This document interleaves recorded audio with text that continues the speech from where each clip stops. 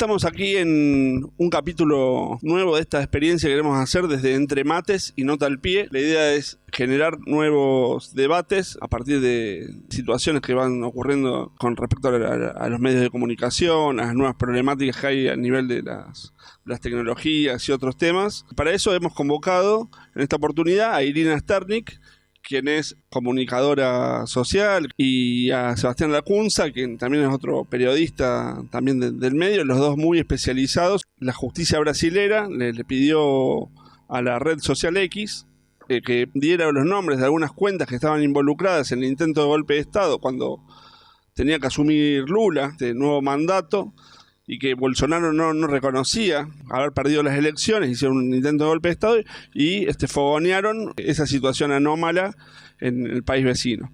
A partir de esas circunstancias, la justicia brasileña justamente le pidió a X que diera los nombres de determinadas cuentas. X se negó y se generó toda una polémica a partir de la cual se empezó a destrabar ahí todo un conflicto sobre qué era más importante, la libertad de expresión o la soberanía de los países. Bueno, un poco para charlar todo este tema y vinculado al tema de las redes sociales es que los hemos convocado a Sebastián e Irina. Bueno, gracias por la invitación. Es un tema muy complicado, así que espero que Sebastián ayude a aclarar, porque estaba relacionado con la tecnopolítica, con la política internacional.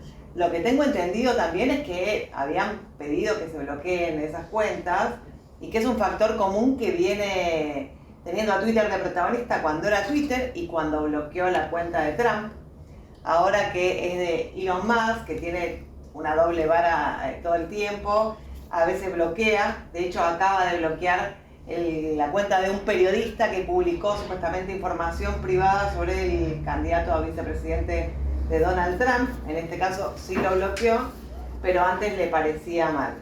Y con respecto a Brasil, es muy hermoso lo que está pasando. O sea, que hace un mes que está bloqueada X en Brasil y no sucedió nada con los usuarios, más allá del perjuicio personal de quienes lo usan.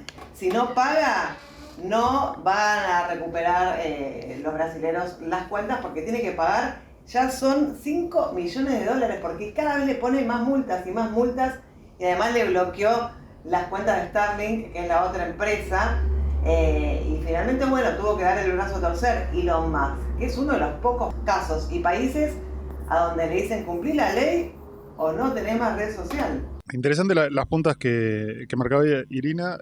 Me parece que estas corporaciones de alguna manera han excedido fronteras, se han transformado en poderes globales, también por su facturación, ¿no? Es sabido que algunas de estas grandes corporaciones tienen producto propio superior al de muchos países, incluso medianos, largamente superior al de esos países. Luego, la propia dinámica de las redes sociales se hizo transfronteriza. Sí, o sea, ¿dónde está el control? ¿Dónde está el regulador? La posibilidad de intervenir en debates nacionales desde terceros países. Entonces, la regulación de sancionar a un emisor que diga, por ejemplo, algo que está penado en algunos países, el agravio a menores, el agravio racista, etcétera, etcétera. Bueno, la posibilidad de emitir desde terceros países, eso alteró un poco esa dinámica, ¿no? Entonces, tecnología que excede fronteras, facturación global, y esto introdujo el debate, digamos, tensionó al mango el debate sobre la legislación. Y me parece que este caso reviste algunas particularidades, que es Brasil, ¿no? Estamos hablando de un mercado en sí mismo interesante, así mismo para un rebelde como Elon Musk o una gran corporación. Brasil tiene con qué sentarse a la mesa de negociaciones, ¿no? Por el volumen de su mercado. Luego, se dio una alineación de planetas entre el Poder Ejecutivo y la Corte Suprema de Brasil, el Poder Judicial, en un país a su vez en donde algún rasgo nacionalista trasciende poderes, digamos, incluso económicos e institucionales y políticos. Entonces, ese es otro factor, ¿no? Primero, mercado, volumen de mercado. Segundo, alineación de planetas, ¿sí? Tercero, la forma de funcionamiento de la Corte Suprema, digamos, que un juez relator de la Corte Suprema puede intervenir de esta manera tan directa, relator, dije, o instructor, puede intervenir de esta manera tan directa, con una decisión que luego tiene que ser refrendada. Bueno, no todo, en la Argentina no es así, por ejemplo, no hay un juez de la Corte con esa posibilidad de actuar, por eso Elon Musk apuntó fuerte contra Alexandre de Moraes, ¿no? Este juez de la Corte en particular. No obstante, hay multas y sanciones que han recibido un montón de tecnológicas a lo largo de todo el planeta prácticamente, ¿no? En el último tiempo, Google, ¿cuántas sanciones tuvo en diferentes lugares? Facebook, lo que hoy es Meta, la misma TikTok. Hay algo medio paradójico, ¿no? Un poco lo que señalaba Irina con lo de Starlink, porque Elon Musk tiene dos empresas, Starlink y X. Y Starlink bloqueó el acceso a X en Brasil, podría no haberlo bloqueado. Tenía que bloquearla porque estaba incumpliendo la ley, porque esto sucedió el 31 de agosto, que bloqueó Brasil, X en Brasil, y después tipo 19-20 de noviembre lo volvieron a habilitar porque hicieron como un puente, un atajo, donde pudieron burlar a las telefónicas brasileras, y por esos 2 días les pone estos, creo que $2 millones de multa. Entonces lo tuvieron que cerrar nuevamente. De hecho, le trabó las cuentas de Starlink. Ahí tienen embargado el dinero, no pueden usarlas. Y bueno, lo más interesante de esto es que Elon Musk tuvo que dar el brazo a torcer y que Lula le dijo, ¿quién se cree que es? Claro. Es un ciudadano norteamericano, no es un ciudadano del mundo, no es el dueño del mundo. Y también confronta mucho con cómo el presidente Javier Milei se comporta con Elon Musk. Abre otro debate, primero sobre estas grandes corporaciones cuando tienen que decidir sobre contenidos, ¿no? Un poco que nos vimos, por lo menos desde Wikileaks en adelante, antes justamente cómo se alteraban principios de libertad de expresión, de garantía de acceso a la información, etcétera, etcétera, que hasta cierto momento parecían consolidados en lo que llaman democracias occidentales. Cuando fue lo de Wikileaks, lo consideraron intolerable, se alteraron las reglas de juego, le inventaron causas en los países más garantistas al respecto, en Suecia y en Reino Unido. Sí, se lo metieron en un limbo judicial, al tipo le cambiaron la vida, otra persona ahora la que apareció en cámara. Eso por citar el caso de Julian Assange. Luego Snowden, lo obligaron a Evo Morales, a un presidente de un país, a aterrizar en Austria porque sospechaban que lo traía a Snowden desde Europa a Bolivia. Lo obligaron a aterrizar la Unión Europea porque si no te bajamos el avión. Hicieron una requisa y un secuestro de computadoras en la sede de Guardian, el diario de centroizquierda, probablemente el más prestigioso del mundo, y un diario muy poderoso. Su poder simbólico, digamos, esas cosas, ese vandalismo impensado. Imagínate acá, hacen una razzia en un medio de comunicación por orden del Ministerio del Interior. Un escándalo.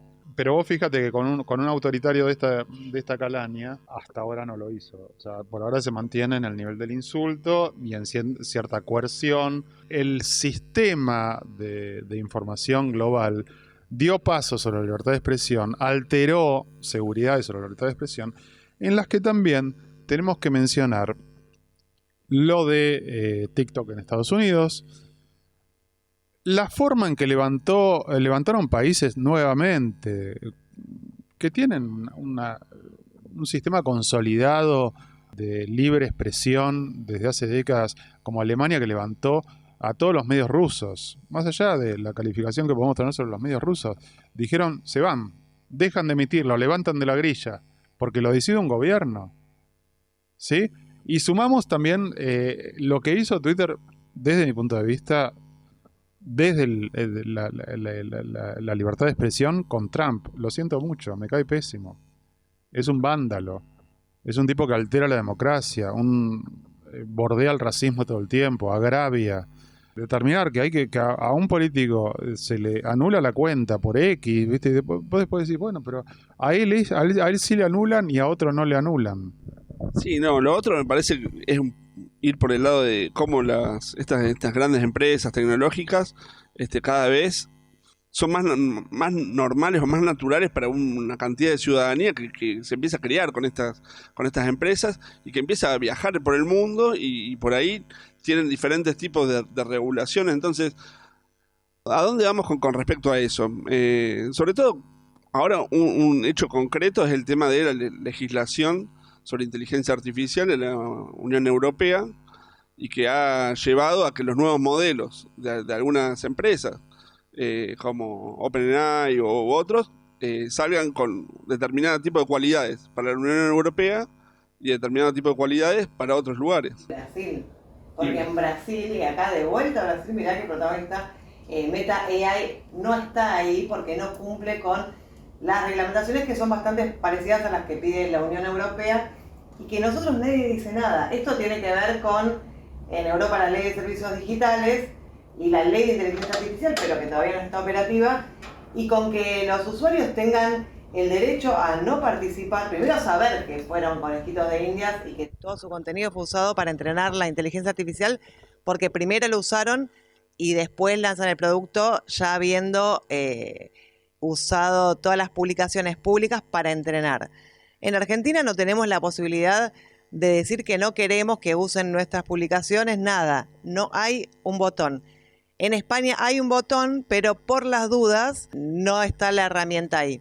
Y en Brasil tampoco, no tienen el círculo azul de Meta AI porque tienen miedo de no cumplir las reglamentaciones porque se pusieron más estrictos. Y está muy bien, pero en el resto de los países que no dice nada, no. Quería decir esto, que es verdad que las reglamentaciones de inteligencia artificial están muy relacionadas con las de los datos personales, y que aquí no se está haciendo nada más allá de los proyectos de ley que se presentaron, pero estamos en Argentina más cerca de abrir las puertas para que vengan y hagan lo que quieran que en otros países. Por eso me parece genial lo que está haciendo Lula y el Tribunal Supremo de Justicia, porque además, ¿quién regula la información, los contenidos? Se puede poner cualquier cosa. Hoy estaba leyendo de esta organización que se llama GIFT, el Foro Global de Terrorismo, que son pocas empresas. Meta, está Twitter, pero se acaba de ir Twitter. Está YouTube, a TikTok no la dejaron entrar. Bueno, Facebook, lo que hacen es analizar todas las publicaciones que andan dando vuelta o información en los foros para detectar posibles actos terroristas y avisarle a las plataformas que los den de baja. Pero a TikTok, al no haberla dejado entrar, no le ofrecen esa información que es valiosa para saber qué está circulando. Y con Telegram pasó algo parecido, ¿no? Porque Telegram también dio el brazo a torcer.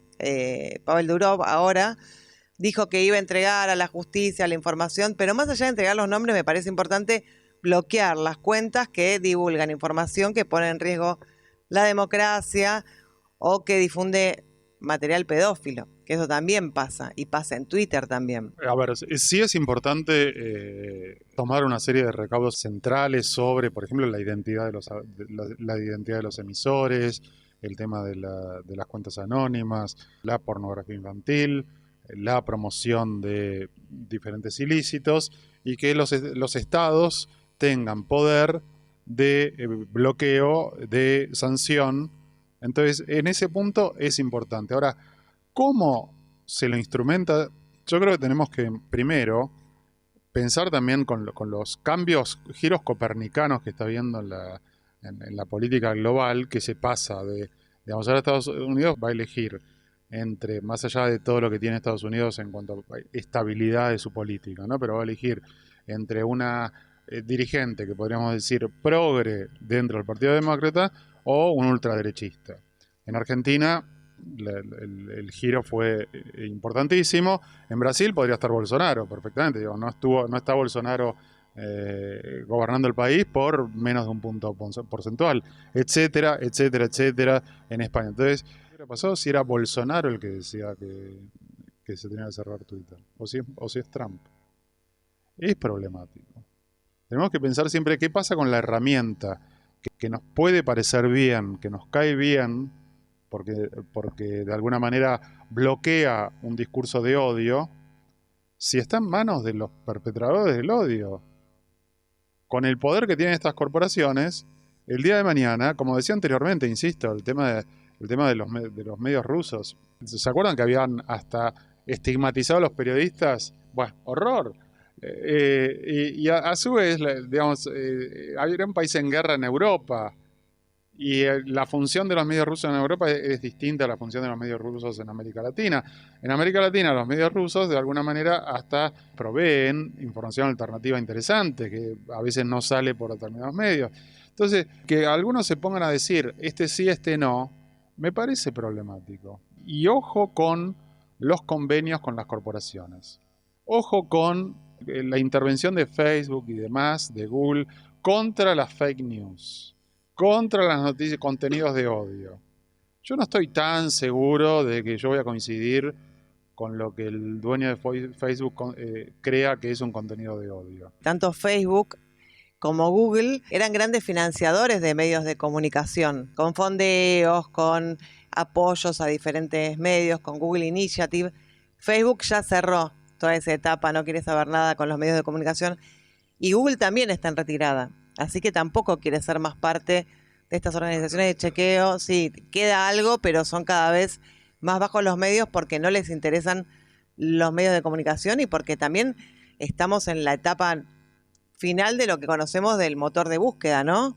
Porque la inteligencia artificial va a chupar absolutamente todo y lo que va a entregar el Google, que ya lo está haciendo cuando buscas una noticia, primero te entrega la respuesta generada por inteligencia artificial y después los links. Entonces los está corriendo.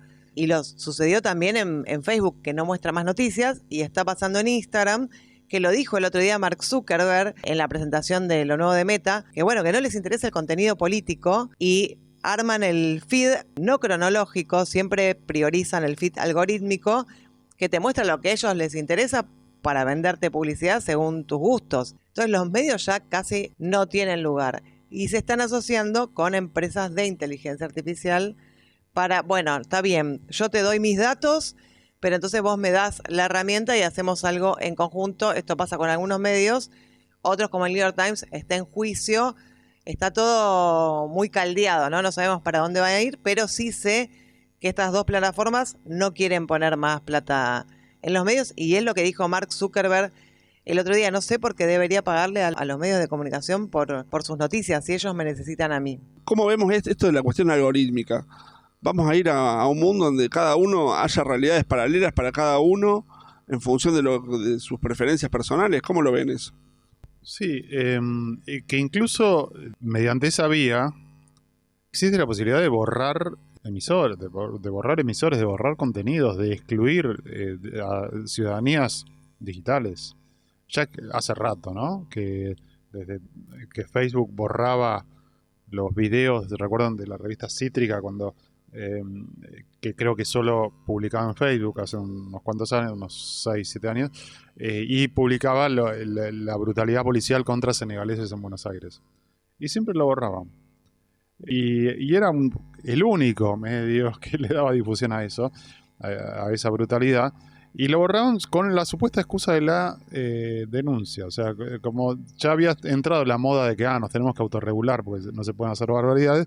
Bueno, entonces, la verdad que un gobierno que le pague a un troll center para que denuncie solamente, simplemente para que reporte, y eso, si eso va a generar un gobierno, una corporación, lo que fuera, si eso va a generar la exclusión de contenido porque digamos la métrica de la plataforma dice que ante determinada cantidad de denuncias con determinadas palabras se lo excluye automáticamente porque como ellos no tienen cuerpos profesionales en todos los mercados, un tipo desde Irlanda o desde Eslovenia calcula que si le llegaron 114 denuncias contra Revista Cítrica en 3 minutos, es censurable. Digo, arbitrario lo que digo, no digo que funcione así, pero sí me parece que es ilustrativo del peligro. Insisto, me da la sensación de que las respuestas nacionales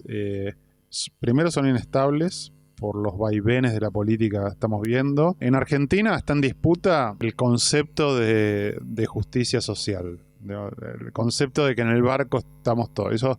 en Argentina está muy en disputa y no solamente está en disputa, quien gobierna lo agravia. Así imaginémonos el grado de disputa sobre ¿hay que ponerle un límite o no a la inteligencia artificial? El acceso a la información y la circulación sea exclusivamente por algoritmos, ello excluya medios de comunicación. Yo digo esto y digo, Milei firma al pie, sin nota al pie. Entonces, me parece problemático y me parece que las respuestas nacionales son insuficientes. En esto que estaba leyendo sobre lo que había dicho Mark Zuckerberg, es que premiaban al contenido que pirateaba la atención. Porque es verdad, tenemos la atención como muy efímera y entonces cada vez más vemos contenido de mierda, que es que te llama la atención por algo. Los creadores de contenido tienen que hacer eso, pero aparte es enloquecedor. Yo como me dedico a esto, miro mucho contenido y no lo soporto más porque todos hacen lo mismo o todos te cuentan cómo hacer para mantener la atención.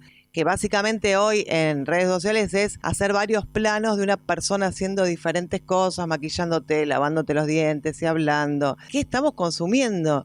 Y encima, que esto también lo decía Mark Zuckerberg, la gente ya no se quiere informar. Eso es cierto, salen los informes de Reuters que la gente esquiva las noticias, no sé cómo se informan ustedes, pero ya nadie, por supuesto, lee el diario de papel, pero casi nadie entra a la home. Y encima, la información que está en internet ya un 70% está generada por inteligencia artificial. Entonces hay como diferentes estrategias de los medios de comunicación que trabajaban para las plataformas, que realmente nadie lo tiene que hacer, ni un influencer, por más que lo hagamos de todos modos, de hacer sus comunidades, bueno, por algo hay un boom de los newsletters, no solo de periodistas, sino de medios de comunicación, también de podcast, también de reuniones. Hay que como encontrar una escapatoria a las plataformas y a la home de los diarios porque nadie accede. Es una lástima porque las redes eran un lugar cómodo, pero la verdad que es muy difícil. Los diarios tienen cada vez menos views y además publican contenido que es cualquier cosa. Entonces me parece que está todo colapsando. Como siempre digo también a raíz de Mercado Pago, ¿no? Si no nos gusta, pensemos, ¿por qué usamos Mercado Pago? ¿Por qué no usamos otra cosa? Estaría buenísimo irnos todos en manada de las redes y consumir otro tipo, ¿no? Y que el hombre más millonario del mundo se joda. Sé que no es posible, pero bueno, somos también cómplices de todo esto.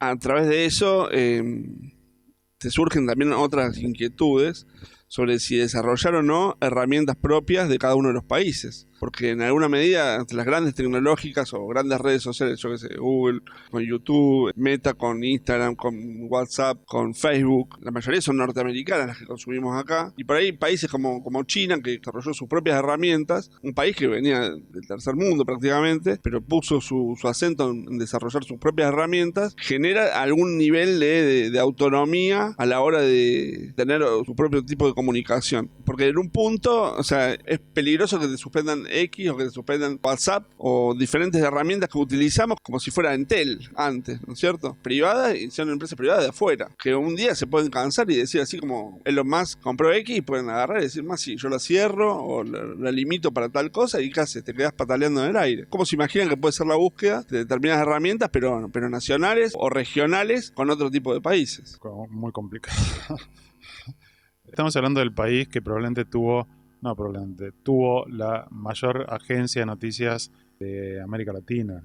Ningún otro país, o sea, Notimex tampoco equivalió a Telam, y se borró de un plumazo.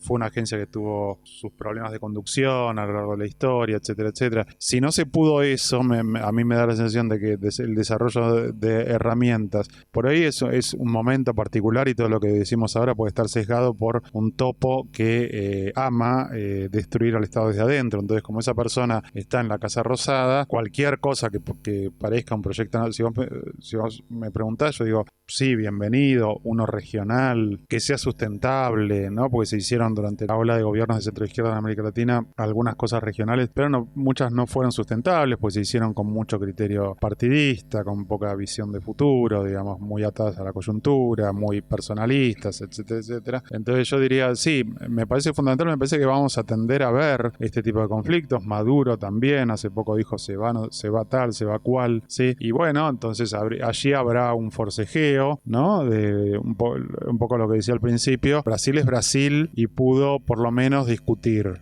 Y está discutiendo, digamos. Hasta dónde lo lleva veremos. Y yo creo que una buena alternativa es tener referentes o pequeños medios o periodistas y no medios, porque los medios ya sabemos lo que pasa. Todos los medios tienen un Elon Musk atrás, ¿no? Lo sabemos. Y lo de Telam sí, es terrible lo que pasó y también que no haya pasado nada, que lo hayan logrado hacer.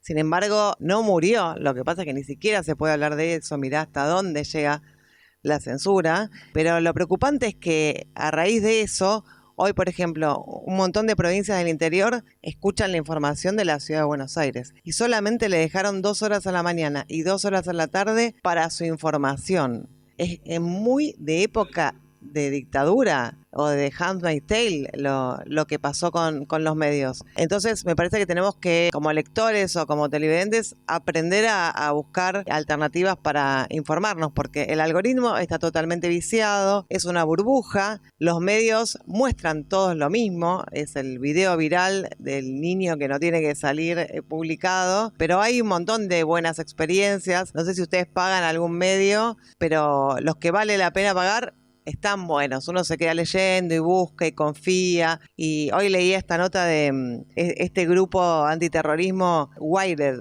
que está buenísima, ese no lo pago, pero tiene unas notas espectaculares. Pero New York Times y Washington Post en tecnología también. Y además de notas, tienen newsletters y tienen podcasts. Entonces creo que sí hay buenas experiencias. En Argentina también hay muy buenos medios. Por ejemplo, Diario AR no es pago, pero se puede contribuir. Y bueno, y hay un montón de diarios que están apostando a la comunidad para sobrevivir a falta de pauta oficial y de publicidad. La persona que se quiere informar inquieta y educada tiene que hacer una selección de firmas, ¿no? Y está muy bien. Todos lo hacemos, de hecho. Lo llevamos a cabo. Vamos a buscar una cosa, que firma en tal lado, un podcast, lo que fuera. Me parece que nosotros no nos tenemos que resignar. Incluso estoy hablando de los medios. Nosotros los periodistas y nosotros los medios. No nos tenemos que resignar. Porque en esa resignación se licúa la profesión y se acaba. El algoritmo favorece un periodismo muy conservador, ¿no? Porque finalmente vamos hacia lo que creemos que nos va a dar clics. Muchos medios se parecen, incluso algunos celebran medios que tienen un nicho, medios que tienen una tradición de titular, una tradición temática, una agenda, etcétera, etcétera, que se meten en el SEO o se meten en el algoritmo y saltan en visitas y celebran. Y yo digo, ¿qué celebración suicida? Que se están suicidando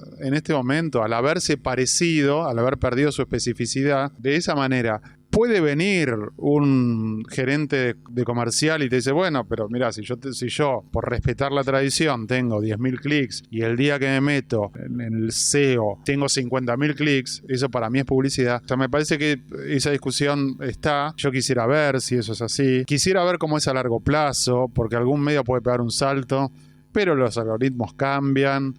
Y después ya cuando es un enchastre, a mí me parece realmente revulsivo ver en muchos medios lo mismo. Sobre todo en los medios en los que no espero ver lo mismo. Yo creo que hay medios a los que es interesante suscribirse. De hecho, varios. No doy abasto y no tengo fondos para suscribirme a todo lo que yo quisiera. Ante hechos muy puntuales, pero también con una dinámica casi global, como la situación en Gaza. Y a mí me interesa mucho leer a los periodistas, a los medios que tienen periodistas allí, que tienen focos de análisis particulares, y obviamente que es un conflicto en el que lo viral cumple una función y una tematización y la inteligencia artificial otro tanto, etcétera, etcétera. Pero no quiero sonar romántico ni a la antigua. Marca mucho la diferencia. El periodista o el medio que informa de muy diverso origen, incluso de diversa ideología. En algunos momentos donde hay un cerco informativo muy grande, hay una búsqueda también de buscar otro tipo de soluciones. Yo me acuerdo en la época de la dictadura, cuando se buscaba escuchar por onda corta la BBC u otras cuestiones. Ante determinadas circunstancias hay una mimetización de los medios, me parece un poco lo que decían, producto de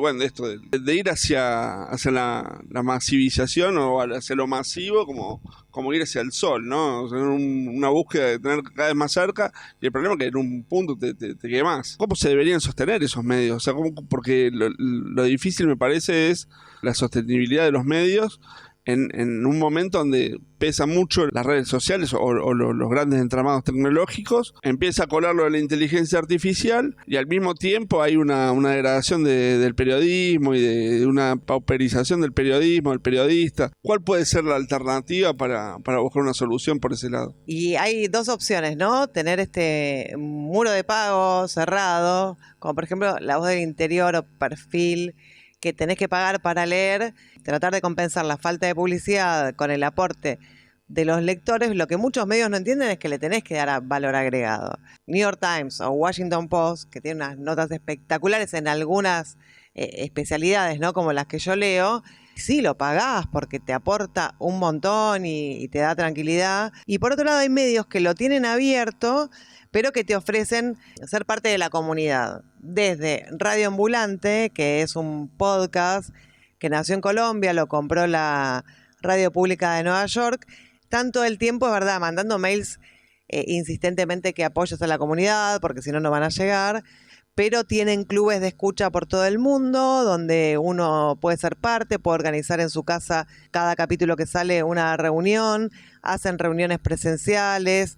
Y, por ejemplo, Página 12, es muy raro porque yo veía que no cerraban las notas hasta ahora, y mi hermano está yendo siempre al teatro, y le digo, ¿por qué? Porque soy miembro de Página 12, bueno, él se copó con ese plus que le da, como ofrecerle algo al público, y es una manera nueva de sustentarse. Y después las plataformas, no ganás plata por las plataformas, salvo YouTube, pero que tengas miles de millones de visitas. Y agrego, porque depende la particularidad de cada mercado y de cada país y de cada tradición. Yo creo que desde la dirección periodística, que es de lo que más puedo hablar, ¿no? El respeto por el pacto de lectura, el respeto por el lector puede tener un premio.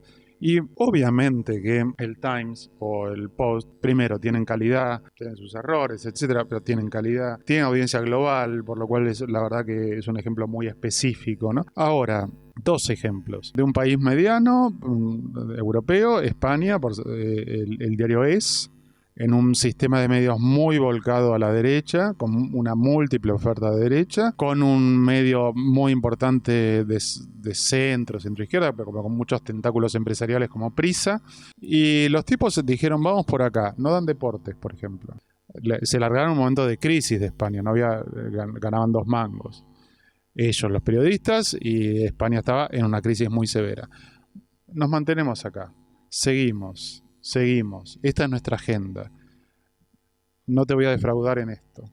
Bueno, hoy en día se manejan en el orden de los 60.000, 70.000 suscriptores. Cada tanto rompen la agenda. Después empezaron a dar muchas cosas, porque al principio no tenían ni economía. Es un ejemplo, está bien. Tiene muro, no sé cómo se llama, pero diría semiabierto, porque si vos sos socio, podés ver el anticipo, por ejemplo, a las 7 de la tarde. Y otro ejemplo, el conglomerado en torno a la Diaria de Uruguay, que está la Diaria, está la revista Lento, está la edición local de Le Monde Diplomatique. Ellos suman suscriptores por todo concepto 23.000, una cosa así, o 25.000. Uruguay, o sea, eso en Argentina equivale a suscriptores por 230.000, o sea, 10 veces más.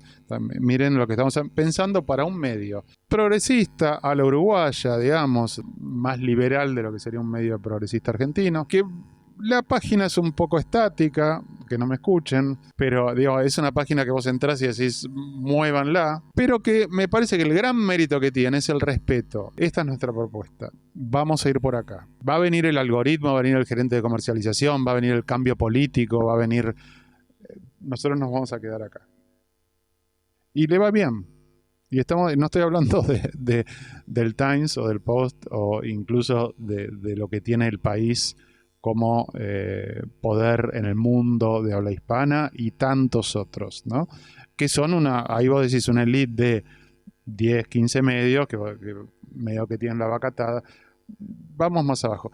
En Argentina, eso, bueno, el diario AR, estoy muy vinculado desde el comienzo, digamos, soy colaborador. Es un proyecto interesante que no dio el salto como la Diaria o como el diario Es, pero está muy vinculado sentimentalmente a ambos, y yo diría una persistencia en la apuesta le puede dar un resultado a mediano plazo. El tránsito es difícil, ¿eh? Sí, de paso vamos a recomendar que se suscriban a Nota al Pie. Primero que lo lean, ¿no? notalpie.com.ar, y tiene su propio newsletter. Todos los días a las 8 de la mañana llegan las noticias, una selección de noticias. También lo que me parece interesante también son las alianzas, ¿no? De medios o en esta búsqueda de los públicos y de compatibilizar contenidos, ¿no? O sea, así como las grandes multinacionales, o sea, se van comprando, como Pac-Man, hacen también sus alianzas para ocultar o invisibilizar determinados tipos de contenidos o determinados tipos de protagonistas. Parece que lo que nos falta desarrollar por ahí es alianzas desde otro tipo de medios y de otro tipo de sectores, justamente para realzar otro tipo de valores y de contenidos que por ahí se ponen en disputa y se ponen en tela de juicio en este momento. ¿Cómo lo ven eso también? O sea, dirigir un medio implica muchas urgencias, ¿no? Porque es hasta dónde llego, digo, no es fácil. Vos podés contar una experiencia positiva o exitosa como la del diario Es, como la diaria, pero bueno, implica la travesía, o como está haciendo el diario AR. La travesía requiere muchas decisiones de mes a mes. Quiero tener esta firma, invierto esto, pero resigno, por ejemplo, a cubrir judiciales, ponele, con un cronista propio por tener una firma. Bueno, son muchas decisiones. Las alianzas es una de ellas. Las alianzas para compartir contenidos, para potenciar, para crear comunidad. Ahora, que sean llevadas con constancia, con inteligencia, con curaduría, es desafío. Otras cuestiones del periodismo me deprime un poco. Esto me genera como inquietud, me genera como desafío. ¿Cómo hacerlo? ¿Cómo hacer algo contracíclico en este momento?